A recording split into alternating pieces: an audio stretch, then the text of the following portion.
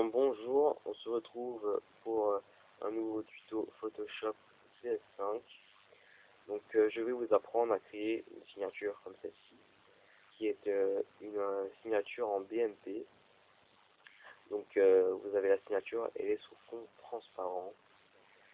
Donc nous avons besoin que de deux images, le render et l'image associée ici.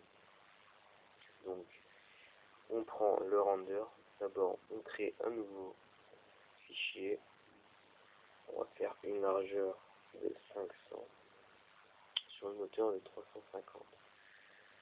Alors vous obtenez ceci, vous prenez votre render et vous le faites glisser sur votre nouveau calque. Alors en général le render est bien trop grand, donc il faut l'adapter. Pour cela vous allez faire CTRL-T, vous allez chercher ici le coin et vous allez appuyer sur Shift plus ALT de manière à équilibrer un petit peu cette réduction. Alors, voilà, on équilibre bien sur tous les côtés, comme ceci. Alors ça, ce sera parfait. Un peu plus grand quand même. Excusez-moi, je me ventilise un petit peu. J'espère que ça va pas s'entendre. Alors voilà, vous obtenez ceci. Ensuite, vous retournez sur le calque numéro 1 et vous prenez votre outil ligne. Vous sélectionnez bien les effets ici présents. Vous êtes bien sur le calque numéro 1 et vous allez faire un genre de patron. Ce patron, ce sera un cadre qui... Ah, excusez-moi, j'ai oublié de faire quelque chose. J'ai oublié de supprimer le petit Nevian Art là derrière. Voilà, ça c'est fait. Donc voilà, donc vous reprenez votre outil. Et en fait, voilà, je disais, ça va servir de patron pour accueillir l'autre image. Et c'est un peu... ouais, c'est vraiment un patron pour savoir où placer l'image qui va venir juste après. Donc voici, vous obtenez cela. Donc vous prenez votre deuxième image, ici, et vous la faites glisser sur votre image principale. Voilà.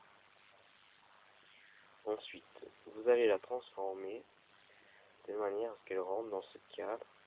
Alors, ne vous inquiétez pas, vous pouvez y aller sur la transformation, même si c'est déformé, c'est pas grave. Pourquoi? Tout simplement parce que avec les modifications qu'on va apporter à cette image de fond, on ne reconnaîtra plus, on ne verra presque plus le paysage. On verra les couleurs du paysage, mais on ne repérera presque plus le paysage. Donc, vous dupliquez ce calque, et vous faites éclaircir. Une fois que vous avez fait ceci, vous allez dans Filtre, Atténuation, flou gaussien. Alors, moi je l'augmente à 4,6. Comme ceci. Ensuite, vous faites Filtre, Atténuation, non, excusez-moi, artistique, étalement. Alors, moi j'ai mis ces informations, vous faites ce que vous voulez pour de manière à obtenir un résultat, votre résultat, celui que vous préférez. Je préfère ça. Et donc vous remarquez que le paysage on le voit toujours, mais on ne repère pas les anomalies comme on le repérait avant. Donc une fois qu'on obtient ceci, on duplique le calque du render et on refait un éclairci plus un flou gaussien.